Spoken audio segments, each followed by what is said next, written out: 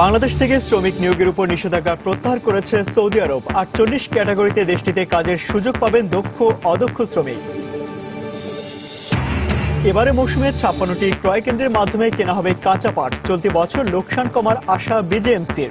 সঠিক ওজন আর মান নিয়ন্ত্রণে পরামর্শ অর্থনীতিবিদদের। পর্যাপ্ত সুবিধা না থাকায় রাজধানীর মতিঝিলে বহুতল পার্কিং লট ব্যবহারে অনীহা। যত্রতত্র গাড়ি রাখায় সৃষ্টি হচ্ছে যানজট। সমাধানের সময় লাগবে বলছে দক্ষিণ সিটি কর্পোরেশন। এবং ভয়াবহ ভাঙনের কবলে নড়াইলের লোহাগড়ার অন্তত ১৫টি গ্রাম। বসতবাড়ি, ফসলি জমি হারিয়ে মানবেতর জীবনযাপন নদী অঞ্চলের মানুষের।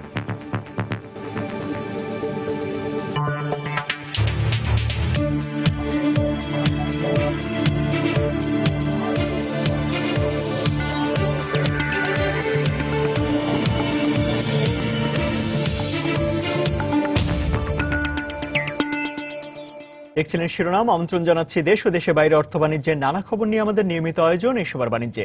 আর আপনাদের সঙ্গে আছি আমি ইমতিয়াজ আহমেদ। দর্শক, অর্থ বাণিজ্যের অন্যান্য খবরের পাশাপাশি আজ আমরা আলোচনা করব চলতি মৌসুমে পাট ক্রয় এবং পাটের বাজার নিয়ে। এ বিষয়ে আলোচনার জন্য আমাদের স্টুডিওতে আজ উপস্থিত হয়েছেন বাংলাদেশ জুট অ্যাসোসিয়েশনের সাবেক চেয়ারম্যান মোহাম্মদ রেজাউল করিম। রেজাউল করিম, সময় স্টুডিওতে আপনাকে স্বাগত জানাচ্ছি। আপনাকে ধন্যবাদ আমাকে আমন্ত্রণ জানানোর জন্য। আমরা পাটের বিভিন্ন দিক নিয়ে আলোচনা করব, তার আগে সংশ্লিষ্ট এবং অন্যান্য কিছু খবর দেখে আসছি। ধন্যবাদ। বাংলাদেশ থেকে দক্ষ অদক্ষ শ্রমিক নিয়োগের উপর নিষেধাজ্ঞা তুলে নিয়েছে সৌদি আরব। আরব নিউজ জানায়, বুধবার দেশটির শ্রম ও সমাজ কল্যাণ মন্ত্রণালয় থেকে নিষেধাজ্ঞা তুলে নেওয়ার কথা জানানো হয়। এতে করে ৬ বছর পর বাংলাদেশ থেকে শ্রমিক নেওয়ার প্রক্রিয়া শুরু হবে। শ্রমিক নিয়োগের এই ঘোষণার পর সৌদি আরবের বাদশাহ সালমানের প্রতি ধন্যবাদ জানিয়েছেন বাংলাদেশের রাষ্ট্রদূত গোলাম মোর্শেদ। তিনি জানান, এই ঘোষণার ফলে ৪৮ ক্যাটাগরিতে বাংলাদেশের ডাক্তার, নার্স, শিক্ষক সহ সব ধরনের দক্ষ ও অদক্ষ শ্রমিক দেশটিতে কাজের সুযোগ পাবে। এর আগে গত জুন মাসে বাংলাদেশের প্রধানমন্ত্রী সৌদি আরব সফরের সময় বাদশাহ সালমানের সঙ্গে দ্বিপাক্ষিক বৈঠকের সময় আবার শ্রমিক নিয়োগ প্রক্রিয়া শুরুর বিষয়ে আলোচনা হয়েছিল বলে জানান তিনি।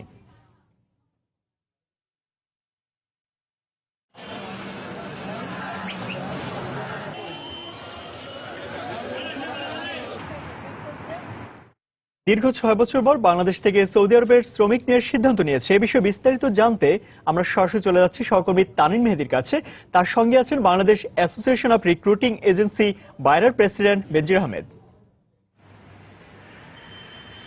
ইমতিয়াজ, আপনি যেমনটি বলছিলেন যে দীর্ঘ ৬ বছর পরে সৌদি আরবের যে শ্রমবাজার, সেখানে বাংলাদেশের যে জনশক্তি সেখানে প্রবেশ করতে যাচ্ছে এবং ইতিমধ্যে আমরা জনশক্তি রপ্তানির সঙ্গে জড়িত যে সংগঠন রয়েছে বাইরার নেতৃবৃন্দের সঙ্গে কথা বলেছি। পাশাপাশি প্রবাসী কল্যাণ এবং বৈদেশিক কর্মসংস্থান মন্ত্রণালয়ে সেখানে আমরা যোগাযোগ করেছি এবং যতটুকু আমরা জানতে পেরেছি যে এই বিষয়টি সম্পর্কে এখনো পর্যন্ত আনুষ্ঠানিকভাবে সৌদি সরকারের পক্ষ থেকে কোনো নির্দেশনা দেওয়া হয়নি, যদিও আমরা খবর পেয়েছি যে হয়তোবা আগামী সপ্তাহের মধ্যে এই বিষয়ে একটি সুনির্দিষ্ট নীতিমালা এবং সুনির্দিষ্ট নির্দেশনা দেওয়া হবে এবং তারপরেই মূলত এই যে জনশক্তি রপ্তানির প্রক্রিয়া, সেই প্রক্রিয়াটি শুরু হবে। তো আমরা এই মুহূর্তে বাইরার যিনি সভাপতি রয়েছেন জনাব বেনজির আহমেদ, আমরা তার সঙ্গে একটু কথা বলার চেষ্টা করবো এবং তার কাছ থেকে জানতে চাইবো যে দীর্ঘদিন পরে যে সৌদির যে শ্রমবাজার খুললো, এই শ্রমবাজারটি জনশক্তি রপ্তানির ক্ষেত্রে কতটুকু ইতিবাচক বলে মনে হচ্ছে আপনার কাছে, আপনি একটু আমাদেরকে বলবেন।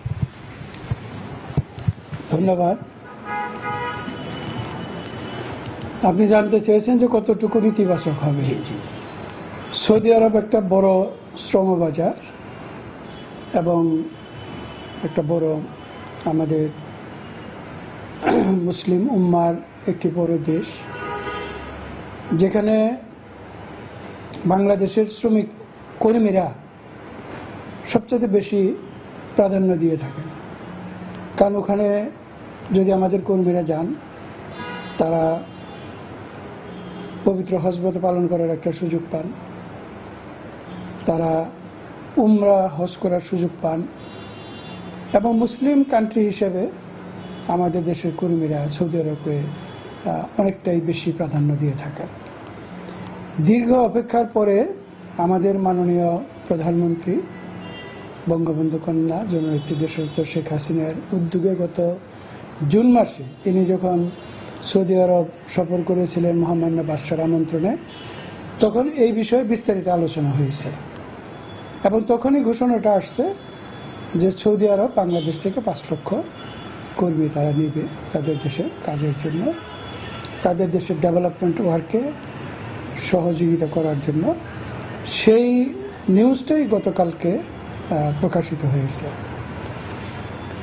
এটা আমাদের দেশের জন্য একটা বিরাট খুশির খবর, কারণ অনেকেই আপনারা জানেন যে আমাদের দেশে কর্মসংস্থানের সুযোগটা কম, আর এই কর্মীরা যখন বিদেশে যাবে তাদের যে রেমিটেন্স আসতেছে, আমাদের যে এখন জিডিপির যে বড় একটা অংশ, এই রেমিটেন্সটা কিন্তু সেখানে একটা বড় অবদান রাখতেছে। তা আমরা আমাদের মাননীয় প্রধানমন্ত্রী বঙ্গবন্ধু কন্যা দেশরত্ন শেখ হাসিনার কাছে কৃতজ্ঞতা জানাই এবং তাকে ধন্যবাদ জানাই একটি মহৎ উদ্যোগ নেওয়ার জন্য এবং এই সফল পদক্ষেপটি নেওয়ার জন্য। একটু জনশক্তি রপ্তানির ক্ষেত্রে যাতে করে কোনো রিক্রুটিং এজেন্সির পক্ষ থেকে আপনাদের কি সহায়তা করার সুযোগ রয়েছে, পাশাপাশি কেউ যাতে এই ক্ষেত্রে কোনো ঝামেলা সৃষ্টি না করতে পারে এই সুযোগকে কাজে লাগিয়ে আপনাদের কি ভূমিকা? হ্যাঁ, রিক্রুটিং এজেন্ট যারা রয়েছেন তারা সততার সাথেই বিজনেসটা করবেন, এটাই আমরা অবশ্যই আশ্বাস দিতে পারি। এখানে দু একজনে হয়তো ভুলবশত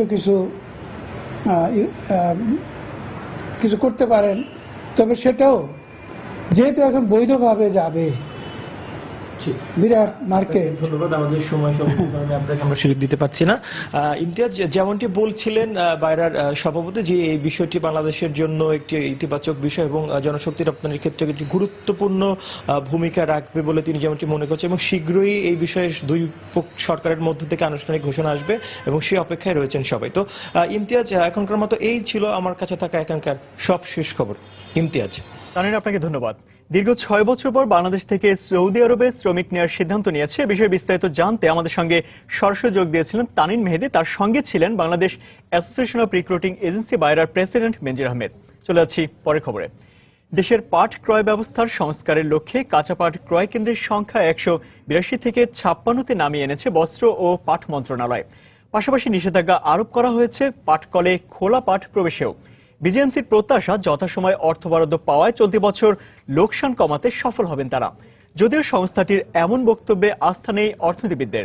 পাট ক্রয়ের সময় সঠিক ওজন আর মান নিয়ন্ত্রণের পরামর্শ তাদের। জুবাইর ফয়সালের রিপোর্ট। নানা সমস্যায় জর্জরিত দেশের পাট শিল্প, সেই সঙ্গে লোকসানের গণ্ডিতে আটকা পড়েই আছে সরকার নিয়ন্ত্রিত পাটকলগুলোর নিয়ন্ত্রক সংস্থা বিজেএমসিও। গেল এক দশকে সংস্থাটির অধীনস্থ 26টি পাটকলের কোনোটিই দেখাতে পারেনি সন্তোষজনক অগ্রগতি। এমনকি পাট ক্রয়ের জন্য প্রতি অর্থ বছরে দেয়া বরাদ্দের অধিকাংশই গেছে শ্রমিক কর্মচারীদের বেতন ভাতায়। অবস্থা পরিবর্তনে চলতি অর্থ বছরে বেশ আটঘাট বেঁধেই মাঠে নেমেছে বস্ত্র ও পাট মন্ত্রণালয়।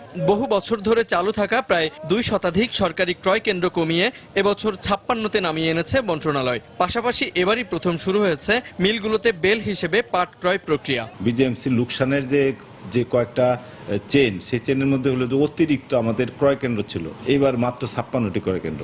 লুজ পাট সেটা ঢোকা বন্ধ করে দিছি, এবং যেই পাটে আমার মিলে ঢুকবে এটা বেল আকারে ঢুকতে হবে।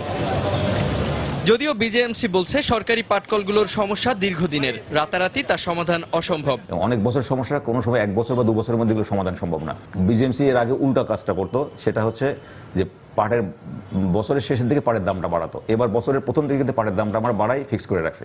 তবে সমস্যাগুলো চিহ্নিত করে আলাদাভাবে তা সমাধানের উদ্যোগ নেওয়ার পরামর্শ অর্থনীতিবিদদের। পাশাপাশি পাট ক্রয়ের সময় সঠিক ওজন আর মান নিয়ন্ত্রণেরও তাগিদ তাদের। পাট কেনার জন্য যে টাকা দেওয়া হয়েছে সেটা পাট কেনার জন্যই ব্যবহার করতে হবে।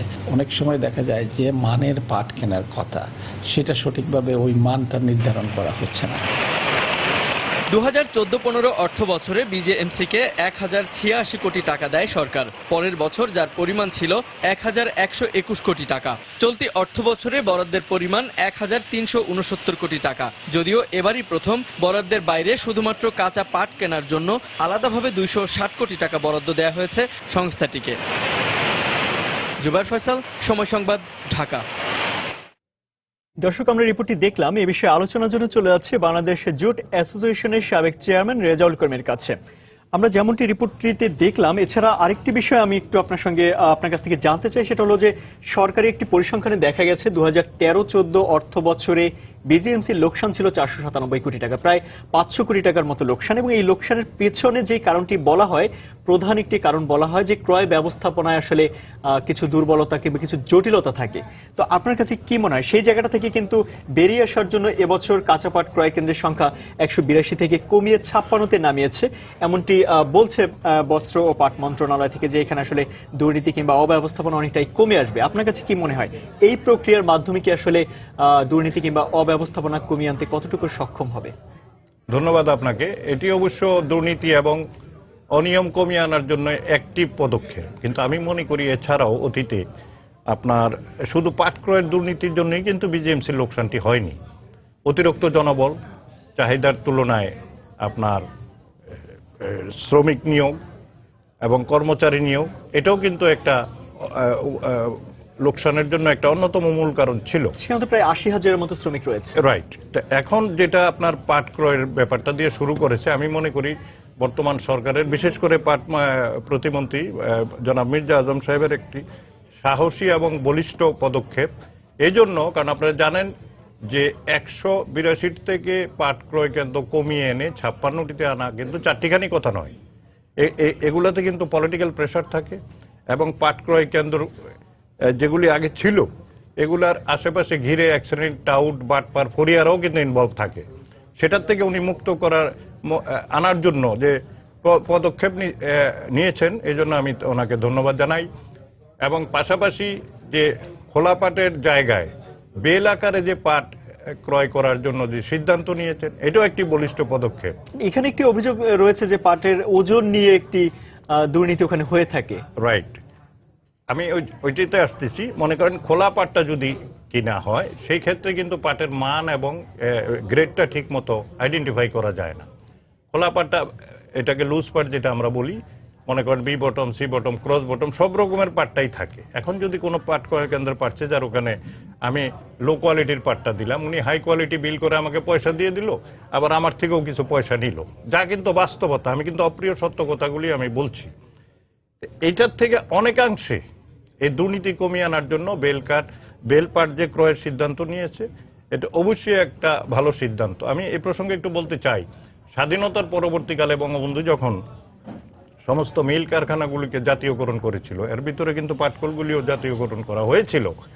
এবং তখনকার সময়ে কিন্তু কিছু জুট পারচেজিং সেন্টার মোকামগুলোতে থাকলেও কিন্তু বেল পাট আকারে বিজিএমসি থেকে অফিসিয়ালি অনুমোদন নিয়ে কাঁচা এবং পাক্কা বেল আকারে পাট ক্রয়ের নির্দেশ ছিল। এই জন্য নির্দেশ ছিল, মনে করেন গ্রেড ওয়াইজ আমার পাটের দরকার মিলে C bottom or BWC, BTC like this or jute cutting, তা আমি স্পেসিফিক ওই পাটটা তাহলে আমি মিল কিনতে পারতেছি, তাহলে ওই গ্রেডটা কিনলে আপনার স্পেসিফিক জিনিসটা, কোয়ালিটিটা আপনার পাচ্ছি। এবং সেই ক্ষেত্রে ওই কোয়ালিটির পাট দিয়ে মনে করেন যে হেসিয়ান বানাই, আমি জুটিয়ান বানাই বা চেকিং যাই বানাই না কেন ওইটা। আর যদি আপনি লুজ পাটের দিকে যান, তাহলে আমার মনে করেন আমার দরকার এখন সি বটম, ওখানে তো আপনার এসএমআর ক্রস ওইটাও এসে যাচ্ছে, তাহলে ওই পাটটা তোমার সারপ্লাস হয়ে যাচ্ছে, তাহলে ওই পাটটা অটোমেটিক্যালি আমার লোকসানের খাতায় চলে আসতেছে। আইদার এটাকে অন্য মিলে বিক্রি করতে হবে, আর না হলে দেখা যায় যে আমরা যারা ব্যবসায়ীরা, আমরাই কিন্তু ওই পাটটা আবার কম দামে মিল থেকে কিনে আনি। মাঝের যে একটি লোকসান, হ্যাঁ ডেফিনেটলি এটা তো একটা লোকসানের আওতায় পড়ে। তা আমি মনে করি মির্জা আজম সাহেব যে সিদ্ধান্ত নিয়েছেন, কাঁচা বেলের পাশাপাশি পাকা বেলও খরিদ করার আমি অনুরোধ জানাচ্ছি সরকারকে তথা পাটমন্ত্রী মহোদয়কে, মির্জা আজম সাহেবকে, তাহলে আমি মনে করি আরো লোকসানটা কমিয়ে আনা সম্ভব হবে।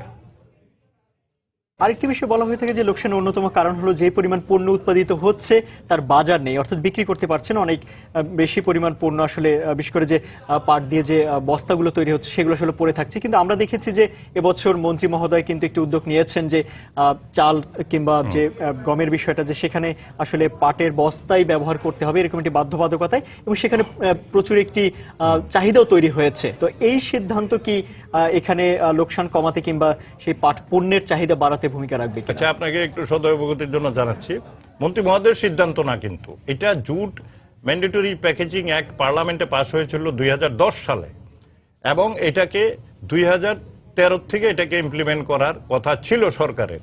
বিভিন্ন কারণে রাজনৈতিক মনে করেন তদবির বা বিভিন্ন মিল মালিকদের তদবির এবং অন্যান্য যারা স্বার্থান্বেষী মহল তাদের তদবিরের কারণে এতদিন এটাকে বাস্তবায়ন করতে পারেননি। বাস্তবায়নে কিন্তু পদক্ষেপ দিচ্ছেন মন্ত্রী। না, আমি বলছি সেই বাস্তবায়নের লক্ষ্যে যখন মাননীয় প্রধানমন্ত্রীর নির্দেশে আমাদের এই আওয়ামী লীগের এই দ্বিতীয় মেয়াদে আমাদের যে পূর্ণমন্ত্রী জনাব শ্রদ্ধেয় ব্যক্তি আমাজউদ্দিন প্রামাণিক সাহেব, তার সাথে আমাদের বস্ত্রপাট প্রতিমন্ত্রী মির্জা আজম সাহেব যে আছেন, মির্জা আজম সাহেব এটা বাস্তবায়নের জন্য মাননীয় প্রধানমন্ত্রীর নির্দেশে মাঠে ঘাটে এবং আমাদের সেক্টরকে নিয়ে অনেক কষ্ট সাধনা করে এটাকে বাস্তবায়নের জন্য আমি মনে করি প্রায় শতভাগই উনি সাকসেস হয়েছেন।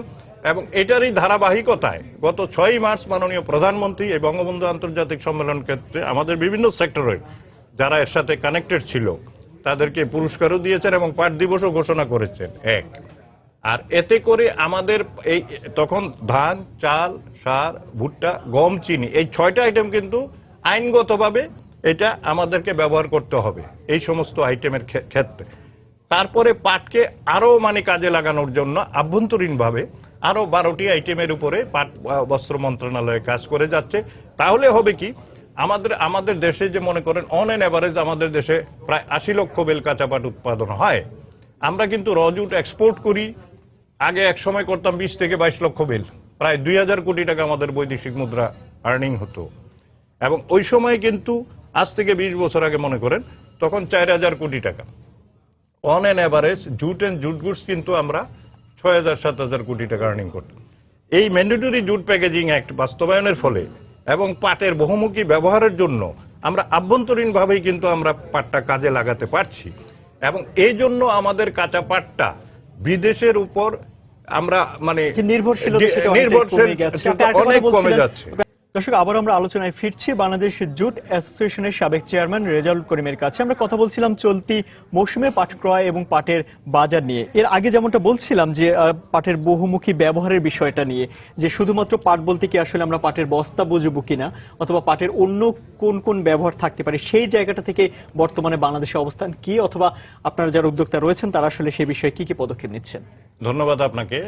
এক সময় কিন্তু কাঁচা পাটের ব্যবহার ওই সেন্সে ছিল না। যেমন আপনার তখন সিবিসি, হেসিয়ান আপনার ওগুলা তৈরি হতো। অনেক পরে এসে কিন্তু জুটিয়ান যে পাটের তৈরি ফাইন সুতলিটা, যেটা দিয়ে আমাদের কার্পেট হয় এবং বিভিন্ন দেশে রপ্তানি হয়। তারপরে সময়ের চাহিদা অনুযায়ী এবং আজ থেকে মনে করেন 50 বছর আগে যেই জিনিসটা ব্যবহার হতো, নিশ্চয়ই 50 বছর আগে এটা আমরা ব্যবহার করছি না বা করতেছি না।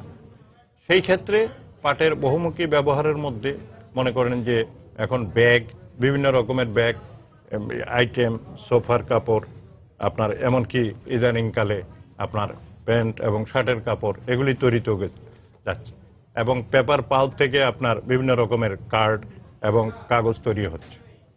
এবং আপনাকে বলতে চাই, আপনার মাননীয় প্রধানমন্ত্রী যেদিন অনুষ্ঠানে আসছিলেন ওইটাও কিন্তু একটা পাটের তৈরি শাড়ি ছিল ইনফ্যাক্ট।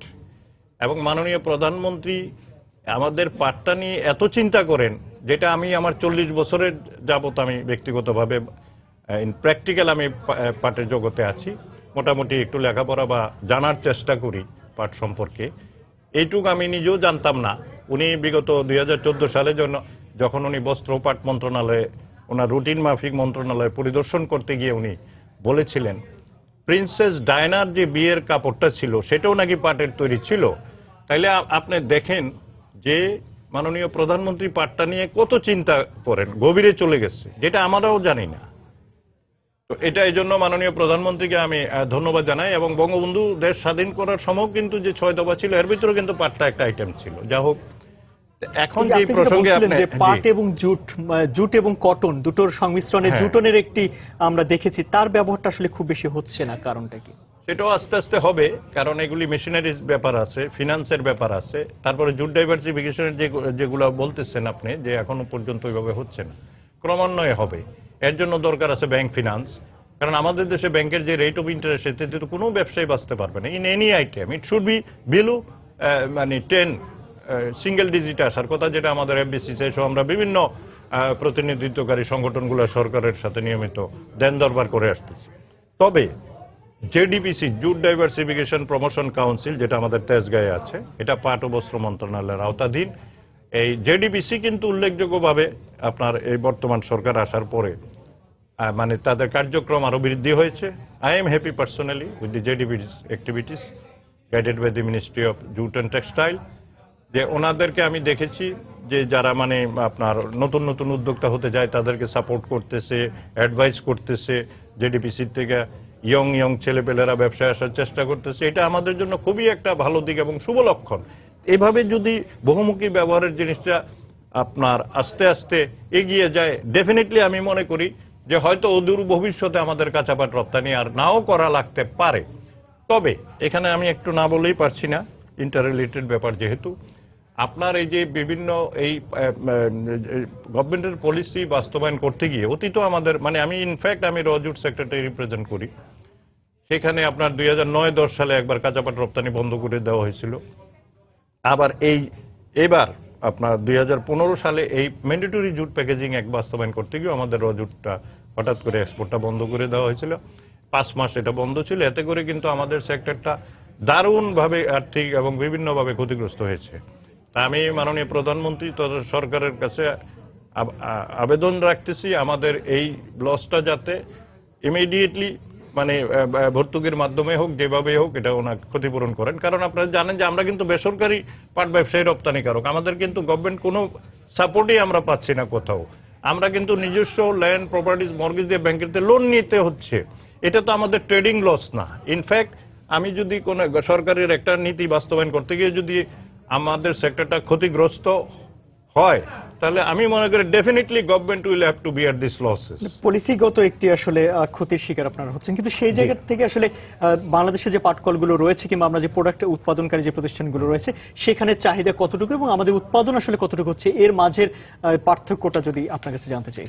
উৎপাদন বলতে মনে করেন আমি যেটা to the best of my knowledge on an average বর্তমান প্রেক্ষাপটে বাংলাদেশের যে পাটের উৎপাদন হয় 80 লক্ষ বেল, এবং এই আপনার এই ম্যান্ডেটরি জুট প্যাকেজিং অ্যাক্ট এবং সরকারি এবং বেসরকারি মিলগুলো যেগুলো বিজিএমসির আওতায় আছে 26টা মিল রান করতেছে, আর বেসরকারি মিল তো অনেকই বন্ধ, অনেকই তাদের প্রবলেম, সব মিল এখনো চালু হয়নি।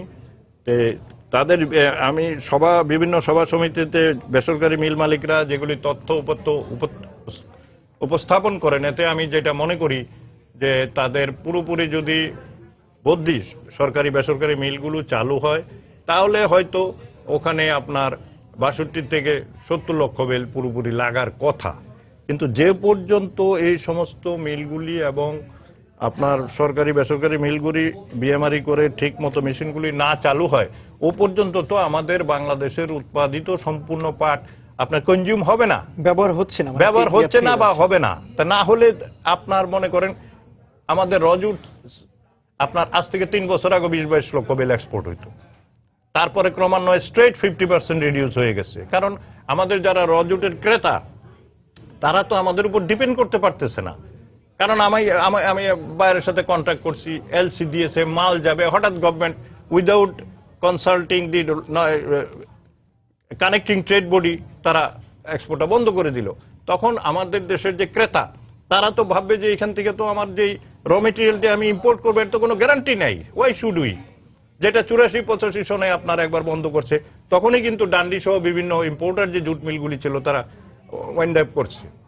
আস্তে আস্তে তারা কিন্তু অন্য দিকে চলে যাচ্ছে। তবে কালের বিবর্তনে এবং পরিবেশ সচেতনতায় বিশ্বব্যাপী এই পাটের আবার যেহেতু চাহিদা বাড়ছে, আমি মনে করি ইনশাল্লাহ ক্রমান্বয়ে আমাদের বাংলাদেশের পাট আর গলার ফাঁসে পরিণত হবে না, সোনালী হাঁসের দিন আমরা আশায় আছি যাতে সুদিন ফিরে আসবেই।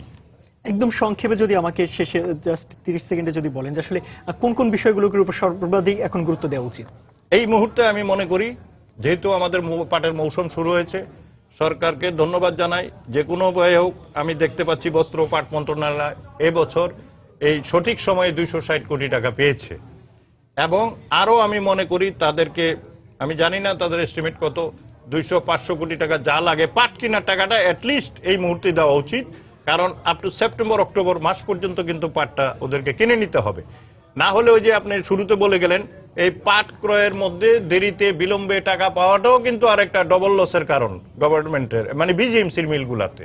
তা আমার কথা হলো আমি সবসময় বলে আসতেছি, সরকার যদি বিজিএমসিকে চালাতে হয় বন্ধ করে দিলে এক কথা, আর যদি চালাতে হয় সঠিক সময় তাকে টাকা দিতে হবে। জুলাই মাসে আপনার পাটের মৌসুম, কৃষকদের পাট কিনবেন, আমাদের ব্যবসায়ীদের পাট কিনবেন, আপনার টাকা দিবেন ডিসেম্বরে, তাহলে তো 5 টাকার মাল এমনি 10 টাকা দিয়ে কিনতে হয়, তো লস তো ওখানেই হয়ে যাবে। এটার দিকে নজর দিতে হবে।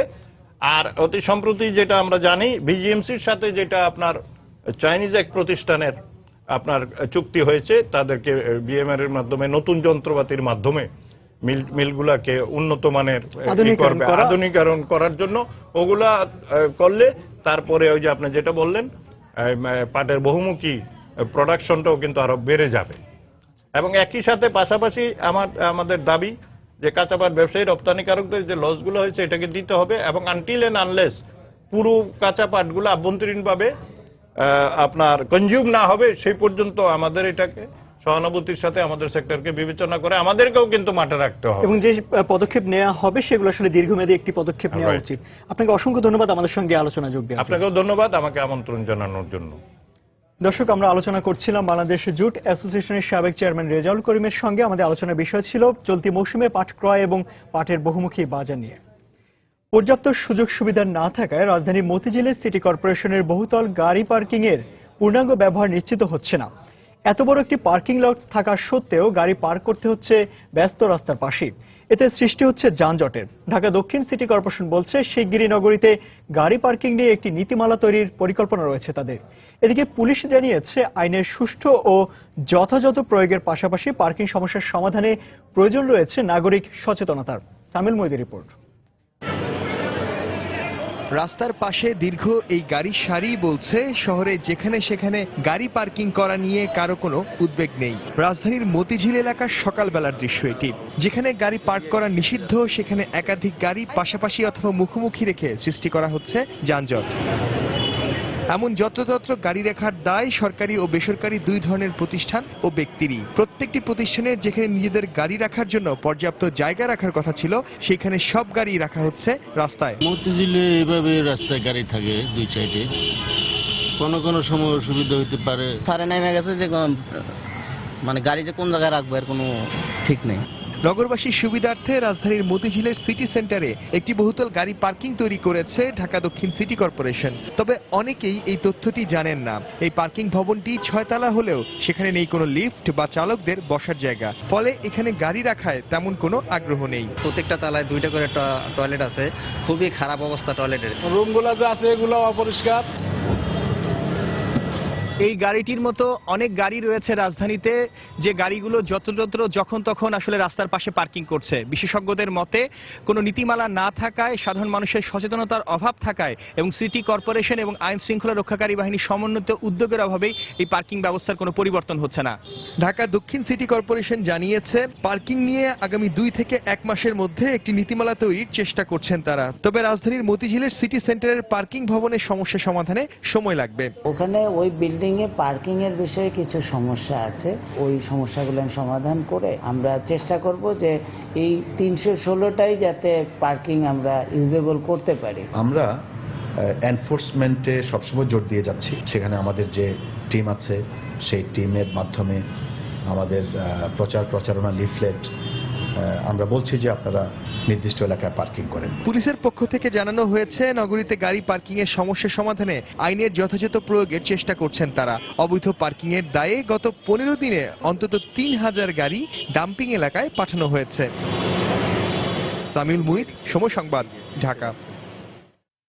দেশের প্রধান নদ নদীগুলোর পানি কমতে থাকায় সার্বিক বন্যা পরিস্থিতির উন্নতি হতে শুরু করেছে। তবে নিম্নচাপের কারণে অবিরাম বৃষ্টিতে নতুন করে প্লাবিত হচ্ছে কিছু কিছু এলাকা।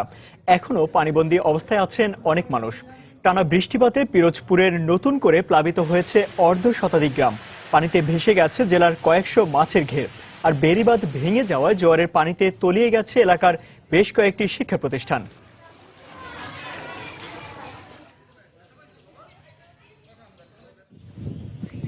টাঙ্গাইলে বন্যা পরিস্থিতির উন্নতি হলেও পানিতে নষ্ট হয়ে গেছে 12,000 হেক্টর ফসলি জমি। ভেসে গেছে রোপা আমনের বীজতলা ও সবজির ক্ষেত। এতে চরম ক্ষতিগ্রস্ত হয়ে দিশেহারা হয়ে পড়েছেন এলাকার কৃষকরা। রাস্তাঘাট তলাই গেছে, মাছের ঘের অনেকগুলো মাছের ঘের তলাই গেছে। মাছ এই বন্যার কারণে পানিতে সব ভাসে গেছে। বড় ধান বুনছিলাম বর্ষা 7 থেকে 8 বিঘা হবো স্ক্রিম সব তলিয়ে গেছে গা। পানি উত্তর জায়গায় হারে নাই। আমাদের কৃষক ভাইদের জন্য এখন সবচেয়ে বেশি প্রয়োজন হলো বীজতলার। তা আমরা বীজতলা তৈরি করার জন্য চাষি ভাইদের উদ্বুদ্ধকরণের মাধ্যমে তৈরি করছি এবং আমাদের সরকারিভাবেও আমরা কিছু বীজ নিয়ে এটা বিডিসির এবং আমাদের হর্টিকালচার সেন্টারে এটা বীজতলা তৈরি করে চাষিদের মধ্যে বিনামূল্যে বিতরণ করব। এদিকে নড়াইলে সর্বগ্রাসী রূপ নিয়েছে মধুমতি নদীর ভাঙন। লোহাগড়া উপজেলার অন্তত 15টি গ্রাম ভয়াবহ ভাঙনের কবলে পড়েছে। এতে বসতবাড়ি, ফসলি জমি হারিয়ে মানবেতর জীবনযাপন করছে নদী অঞ্চলের মানুষ। দীর্ঘদিন ধরে এই এলাকার মানুষ নদী ভাঙনের শিকার হলেও নেই কার্যকর কোনো উদ্যোগ। নড়াইল প্রতিনিধি খায়রুল আরিফিন রানার তথ্য ছবি নিয়ে ডেস্ক রিপোর্ট। বর্ষা এলেই খরস্রোতা হয়ে ওঠে মধুমতি নদী। নদীর তীব্র স্রোতে অব্যাহত ভাঙনের শিকার মল্লিকপুর, ইতনা, শালনগর সহ 5 ইউনিয়নের বেশ কটি গ্রাম। বসতবাড়ি, শিক্ষা প্রতিষ্ঠান, দোকানপাট সহ অনেক স্থাপনা নদী ভাঙনে বিলীন হয়ে গেছে। বারবার ভাঙনের কবলে পড়ায় সীমাহীন দুর্ভোগের মধ্যে আছে নড়াইলের নদী বিধৌত এলাকার মানুষ। এ অবস্থায় ভাঙন ঠেকাতে কার্যকর উদ্যোগ নেওয়ার দাবি তাদের। একখান সরাতি দিয়ে ঘর আর একখান চলে যায় ভিতর, সরানিরও টাইম দেখছে না এরকম অবস্থা। নদীতে সবই বাইরে নিয়ে গেছে, আমাদের দাঁড়ানোর কোনো জায়গা নাই। ইতিমধ্যে আমাদের প্রাইমারি স্কুল একবার ভেঙে গেছে, আবার শিফট করছি নতুন করে, সেই জায়গা আবারও ভাঙনের সম্মুখীন। একবার ভেঙে গেছে, আবারও ভেঙে যাচ্ছে, ভয়তে সবকিছু সরাই নিয়ে যাচ্ছে এখন। অবশ্য পানি উন্নয়ন বোর্ডের এ শীর্ষ কর্মকর্তা ভাঙন প্রতিরোধে প্রকল্প গ্রহণের কথা জানান। 728 মিটার নদীটি সংরক্ষণ প্রকল্প ডিপিপি প্রণয়নের জন্য ফেজ 4-এ সহযোগিতা প্রকল্প ফেজ 4-এ আমরা প্রেরণ করেছি। এগুলো বর্তমানে ডিপিপি প্রণয়নের প্রক্রিয়াধীনে আছে এবং ডিপিপি প্রণয়ন হলে আমরা এখানে স্থায়ী তীর প্রতিরক্ষা কাজের ব্যবস্থা নিতে পারবো। নড়াইলের লোহাগড়া উপজেলায় গত এক সপ্তাহে 1.5 শতাধিক স্থাপনা ও 23 হেক্টর ফসলি জমি নদীগর্ভে বিলীন হয়ে গেছে। সময় সংবাদ, নড়াইল। আমন ধান চাষে কোমর বেঁধে মাঠে নেমে পড়েছেন দিনাজপুরের কৃষকরা। চাষাবাদ আর চারা রোপণে ব্যস্ত সময় পার করছেন তারা। আষাঢ়ে বৃষ্টি হলেও শ্রাবণের মাঝামাঝি পর্যন্ত পর্যাপ্ত বৃষ্টি হওয়ায় আমন চাষী কৃষকরা মনোযোগী হলেও আশঙ্কা রয়ে গেছে ন্যায্য মূল্য পাওয়া নিয়ে। গত বছর আমনে লোকসান গুনতে হয়েছে তাদের। গোলাম নবী দুলালের তথ্য ও মনজিদ আলম শিমুলের ছবি নিয়ে ডেস্ক রিপোর্ট। আমন চাষের ভরা মৌসুম এখন। দেরিতে হলেও শ্রাবণের মাঝামাঝিতে এসে প্রত্যাশিত বৃষ্টি পেয়ে কৃষক জমিতে চাষ আর চারা রোপণে ব্যস্ত। এ পর্যন্ত 40% জমিতে রোপা আমন চাষ হয়েছে। শ্রাবণ মাস জুড়ে চলবে রোপণ কাজ। সময় মতো বৃষ্টির দেখা না পাওয়ায় এবং হাল চাষ, রোপা, কৃষি উপকরণের দাম বেশি হয়, উৎপাদন ব্যয় বেশি। এতে ধানের ন্যায্য মূল্য পাওয়া নিয়ে শঙ্কায় আছেন কৃষকরা।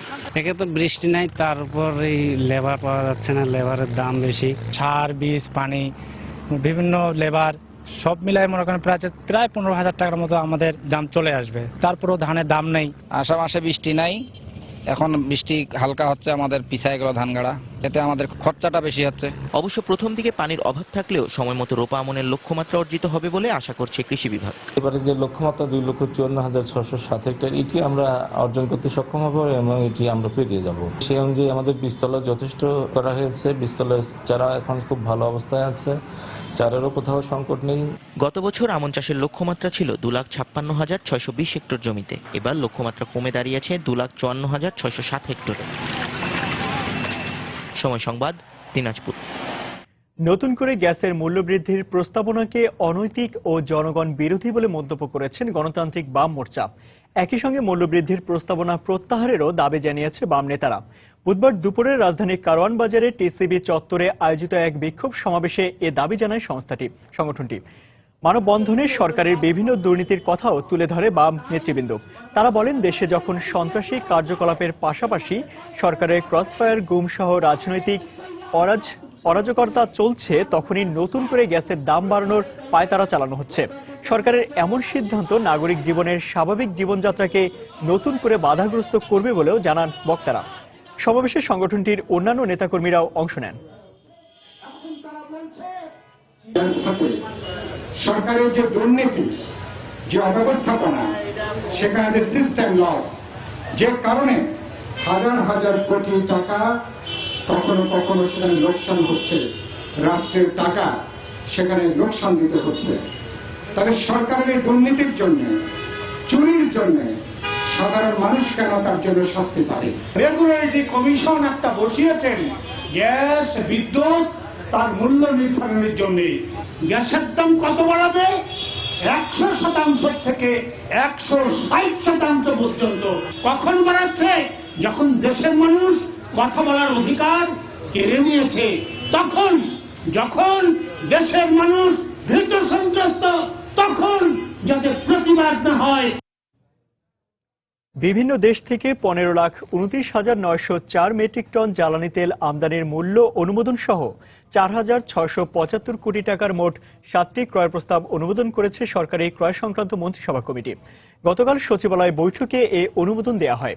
কুয়েত, মালয়েশিয়া, সংযুক্ত আরব আমিরাত সহ 8টি দেশ থেকে 4,193 কোটি টাকার এই তেল আমদানি করা হবে।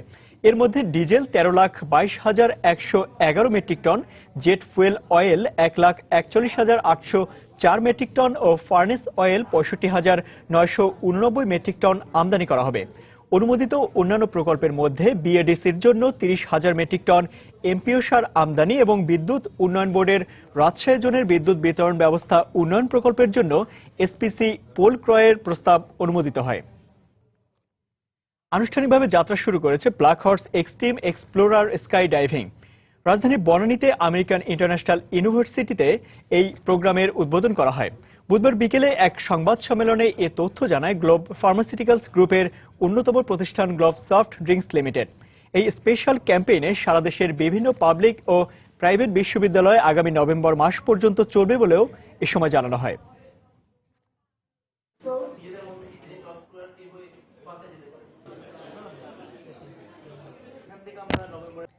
বাংলাদেশ ব্যাংকের রিজার্ভ চুরির ঘটনায় সম্পৃক্ততার প্রমাণ পাওয়ার পরও যুক্তরাষ্ট্রের বৃহত্তম ব্যাংকগুলোর সাথে সম্পর্ক ভালো রয়েছে ফিলিপিন্সের রিজাল কমার্শিয়াল ব্যাংকিং কর্পোরেশনের। এ বিষয়ে ম্যানিলায় আরসিবিসির কার্যালয়ে দেয়া এক বক্তব্যে একথা বলেন ব্যাংকের নীতি নির্ধারণী বিষয়ক প্রধান মারিয়া সেলিয়া এস্তাভিলো। এ সময় তিনি আরও বলেন, ব্যাংকটি অনেক পুরনো এবং অর্থ চুরির বিষয়ে আরসিবিসির অবস্থানও স্পষ্ট।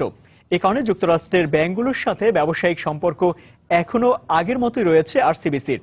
$8 কোটি 10 লাখ হ্যাকিংয়ের ঘটনার পর রেমিটেন্সের বিষয়ে আরও সতর্ক অবস্থান নিয়েছে আরসিবিসি। আরসিবিসির বিরুদ্ধে বাংলাদেশ ব্যাংকে মামলা করার পরিকল্পনা করলেও ব্যাংক কর্তৃপক্ষ জানিয়েছে আদালতের নির্দেশনা ছাড়া কোনো অর্থই বাংলাদেশ ব্যাংকে দেবে না আরসিবিসি।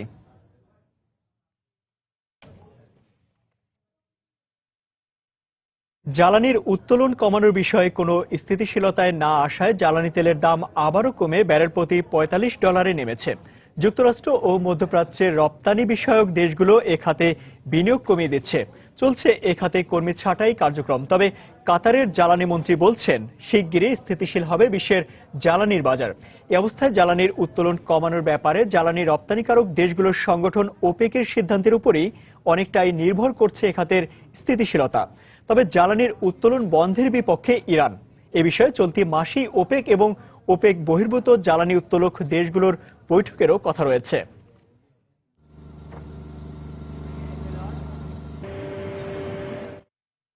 1999 সালের পর থেকে চলতি বছরের দ্বিতীয় প্রান্তিকে সন্তোষজনক হারে বেড়েছে ব্রিটেনের উৎপাদন খাতের কার্যক্রম। দ্বিতীয় প্রান্তিকে ব্রিটেনের উৎপাদন খাতের কার্যক্রম বেড়েছে 2.1%। গণভোটে ইউরোপীয় ইউনিয়ন থেকে বেড়ে যাওয়ায় পর দেশের উৎপাদন খাতের চাঙাভাবে ইতিবাচক হিসেবে দেখছেন বিশেষজ্ঞরা। তবে রেকর্ড পরিমাণ পণ্য আমদানির কারণে জুনে দেশটির বাণিজ্য ঘাটতি বেড়েছে আশঙ্কাজনক হারে। জুনে দেশটির বাণিজ্য ঘাটতি পৌঁছেছে 1,200 কোটি পাউন্ডে। আমদানি খরচ বেড়ে দাঁড়িয়েছে 4,900 কোটি পাউন্ড। তবে জুলাইতে দেশটির ভোক্তা খরচ বেড়েছে 1.9%। ধীরে ধীরে এদেশের অর্থনীতি আবারও ঘুরে দাঁড়াবে বলে প্রত্যাশা বিশ্লেষকদের।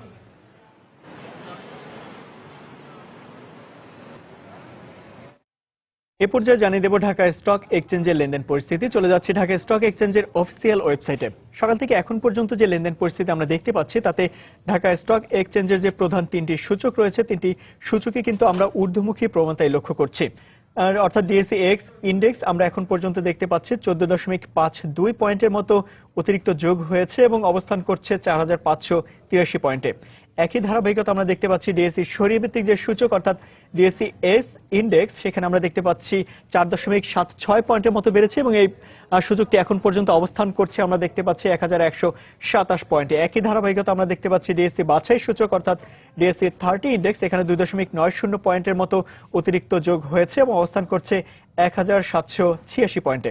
এখন পর্যন্ত যদি আমরা টাকার অঙ্কে লেনদেনের পরিমাণ দেখি তাহলে এখন পর্যন্ত আমরা দেখতে পাচ্ছি 153 কোটি টাকার শেয়ার হাত বদল হয়েছে। এর মধ্যে দর বেড়েছে 163টি প্রতিষ্ঠান এবং দর কমেছে আমরা দেখতে পাচ্ছি 78টি প্রতিষ্ঠানে এখন পর্যন্ত দর কমেছে এবং দর অপরিবর্তিত রয়েছে 64টি প্রতিষ্ঠান। আমরা যদি শেয়ারের এখন পর্যন্ত ডিএসই এক্স ইন্ডেক্সের গ্রাফিক্যাল চিত্রটি দেখে নেই তাহলে এখন পর্যন্ত দেখতে পাচ্ছি এই চিত্রটি কিন্তু শুরুতেই একটি ঊর্ধ্বমুখী প্রবণতার মধ্য দিয়ে এগিয়ে চলছে এবং মোটামুটি 11টা পর থেকেই কিন্তু সেই সূচকটা একই অবস্থানে থাকলেও ধীরে ধীরে সেই সূচক থেকে কিছুটা মিশ্র প্রতিক্রিয়ার দিকে রূপান্তর নিয়েছে। তো মোটামুটি যে আমরা দেখতে পাচ্ছি ঢাকা স্টক এক্সচেঞ্জের এখন পর্যন্ত যে শেয়ারের অবস্থান ছিল এরকমটাই। রাজধানীর খামারবাড়ি কৃষিবিদ ইনস্টিটিউটে ওলামা সম্মেলনের প্রধান অতিথি হিসেবে বক্তব্য রাখছেন প্রধানমন্ত্রী শেখ হাসিনা। আমরা সরাসরি চলে যাচ্ছি সেখানে। ব্যক্তিগতভাবে আমি হারিয়েছি আমার পিতা মাতা ভাই আত্মীয় পরিবার পরিজন, কিন্তু বাংলাদেশ এবং বাংলাদেশের জনগণ হারিয়েছে তাদের প্রাণপ্রিয় নেতাকে, যিনি এদেশের স্বাধীনতা এনে দিয়েছেন, সারা বিশ্বে এই জাতিকে মর্যাদা দিয়েছেন, সেই মহান নেতা জাতির পিতা বঙ্গবন্ধু শেখ মুজিবুর রহমানকে। আমি আজকে তার জন্য আমার শ্রদ্ধা জানাচ্ছি 15ই আগস্ট যারা জীবন দিয়েছেন।